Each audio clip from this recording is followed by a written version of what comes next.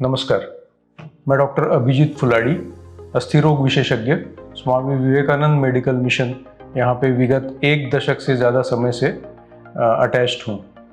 पिछले कुछ वर्षों में यहाँ की सुविधाओं में, अस्पताल की सुविधाओं का नूतनीकरण और अपग्रेडेशन हुआ है।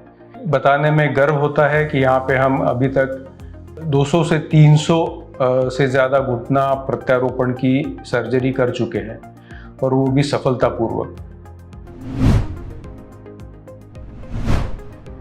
घुटना प्रत्यारोपण या जिसे आम भाषा में नी रिप्लेसमेंट कहते हैं, ये सर्जरी किसे चाहिए, कौन इसके लिए उचित मरीज है?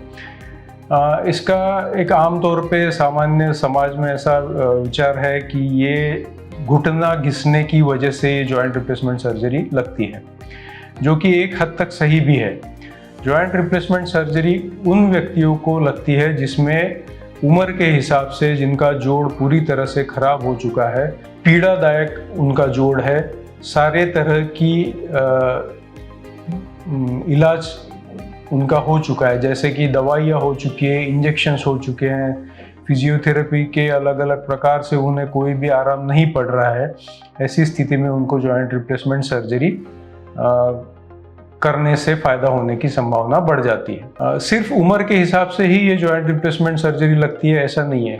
कई व्यक्तियों में किसी पुरानी चोट के कारण घुटनों में कोई क्षति हो जाती है, जिसके कारण घुटनों में व्यंग आ जाता है, टेढ़ापन आ जाता है, तिरछापन आ जाता है। ऐसे व्यक्तियों को भी जॉइंट रिप्लेसमेंट सर्जरी करने की ज़रूरत पड़ सकती है।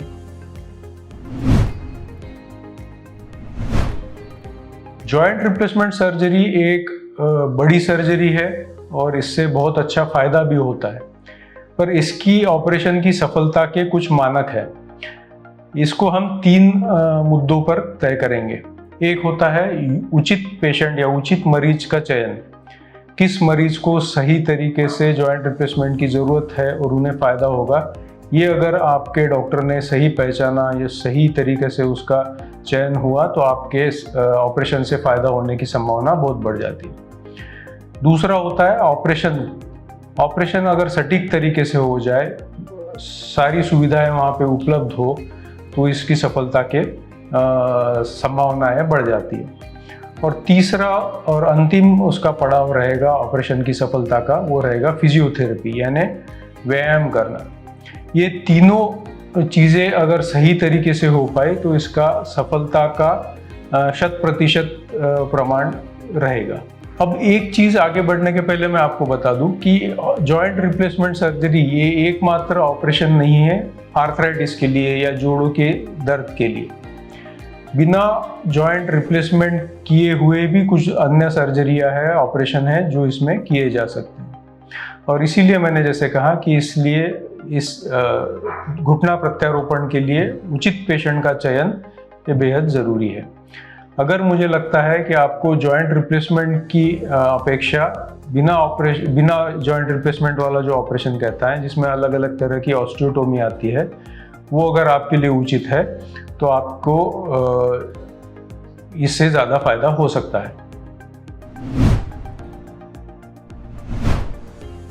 जब आप ऑपरेशन के लिए आपके घुटने के दर्द के लिए आपके डॉक्टर के पास जाते हैं, ऑर्थोपेडिक सर्जन के पास जाते हैं, तो उसमें आपको ज़रूरत है कि नहीं ये तो पहले देखा ही जाता है। दूसरा रहता है कि आप ऑपरेशन करवाने लायक आपकी स्थिति है कि नहीं। आपकी सारे तरह की खून की जांचें, हार्ट से संबंधित, किडनी से संबंधित, लीवर से संबंधित जांच की जाती है, जिसको फिटनेस कहा जाता है। इससे ये किया जाता है कि आपको ऑपरेशन की वजह से रिस्क कितना है, इसको तय किया जाता है।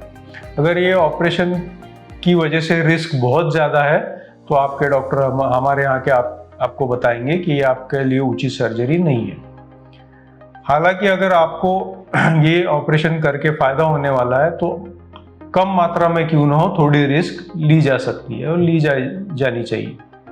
मुख्य कठिनाइयाँ जिससे आपकी ऑपरेशन की सफलता पे असर पड़ सकता है वो होता है आमतौर पे आपका डायबिटीज़ अगर सही प्रमाण में कंट्रोल नहीं है तो उसका आपको नुकसान हो सकता है। किसी भी ऑपरेशन में, छोटे से छोटा ऑपरेशन हो या बड़े से बड़ा ऑपरेशन हो, कुछ ना कुछ उसमें रिस्क होते हैं जो अपने कृत्रिम जोड़ प्रत्यारोपण के ऑपरेशन में भी रहेंगे, और इसी रिस्क को कम करने के लिए ऑपरेशन से पहले सारी जांचें होती हैं। उसी तरह से आपके किसी व्यक्ति में अगर कोई बुरी आदतें हैं, जैसे अल्कोहल ये हो गया या फिर तंबाकू का सेवन हो गया, ये सारी चीज़ें आपके ऑपरेशन की सफलता पे असर करती है। ये सारी जानकारी, ये सारी ऑपरेशन की फिटनेस होने के बाद में देखा जाता है कि आपको किस तरह का जोड़ लगेगा। जो कृत्रिम जोड़ आपके इसमें लगेगा उसका डिज़ाइन में अंतर रह सकता है, और उसके मेटल में, जो उसका धातु जिससे वो बना है, उसमें अंतर रह सकता है। इसमें बहुत ज़्यादा आपको ऑप्शन की ज़रूरत नहीं रहती है। आपके अगर डॉक्टर उसमें रेगुलरली ऑपरेशन कर रहे हैं तो उनकी सलाह अनुसार करना उचित रहता है। ऑपरेशन के बाद में आपको जो टाके लगते हैं वो सही तरीके से भरने में एक बड़ा रोल प्ले करता है कि आपके ऑपरेशन की सफलता कैसे रहेगी। तो आपके टाके अच्छे से भरना बहुत ज़रूरी है, जिसके लिए नियमित रूप से आपको सलाह दी जाती है और गाइडलाइंस दी जाती है, जिसके हिसाब से ये सारा चलता है। अंत में शुरू होता है आपका फिजियोथेरेपी। आपका ऑपरेशन हो गया, आपका कृत्रिम जोड़ आपके शरीर में लग गया, उसके बाद आपको फिजियोथेरेपी या व्यायाम शुरू करने पड़ते हैं। ये व्यायाम घर पे करने लायक व्यायाम शुरुआत में नहीं रहते हैं, इसको फिजियोथेरेपिस्ट के निगरानी में करना ज़्यादा सही रहता है। इससे आपका समय बचता है, इससे आपका सटीक तरीके से व्यायाम हो जाता है। सटीक तरीके से मतलब है कि जिससे केवल फायदा हो और कोई नुकसान ना हो, ऐसे व्यायाम से आपको फायदा होगा। अब ये सारी चीज़ें बताने का उद्देश्य ये है कि ये सारी सुविधा, जैसे ऑपरेशन के पूर्व की जो चीज़ें हैं, वो अगर एक ही अस्पताल में सारी चीज़ें हैं अवेलेबल, तो आपके लिए सुविधाजनक रहता है। तो ऑपरेशन के पूर्व जांचें, फिटनेस, ऑपरेशन के लिए लगने वाले उच्चतम सुविधाएं, जैसे थिएटर, ऑपरेशन थिएटर जो रहता है उसमें सारी सुविधाएं होनी ज़रूरी है। हेपा फिल्टर्स लगते हैं जिससे कि इन्फेक्शन की संभावना है बहुत कम हो जाती है। उसके बाद में अगर किसी को आईसीयू, अति दक्षता विभाग की ज़रूरत पड़ती है, तो वो ये सारी चीज़ें, और साथ ही में फिजियोथेरेपी, ये अगर एक जगह सारी उपलब्ध है, जैसे कि स्वामी विवेकानंद मेडिकल मिशन में, तो आपके लिए, पेशेंट के लिए सुविधाजनक हो जाता है। उसी तरह इलाज करने वाले डॉक्टरों के लिए भी ये सुविधाजनक रहता है, क्योंकि सारी निगरानी में चीज़ें हो जाती है। ऑपरेशन के बाद में भी, घर जाने के बाद में भी फिजियोथेरेपी करना आवश्यक रहता है। इस सारी जानकारी को ध्यान में रखते हुए मैं आपसे अनुरोध करता हूं कि यदि आप इस ऑस्टियोआर्थराइटिस से ग्रसित है, घुटनों के दर्द से ग्रसित है, या आपके कोई जान पहचान वाले इससे परेशान हैं, तो आप ज़रूर हमारे Swami Vivekananda hospital medical mission में एक बार आएँ, इसके बारे में जानकारी लें।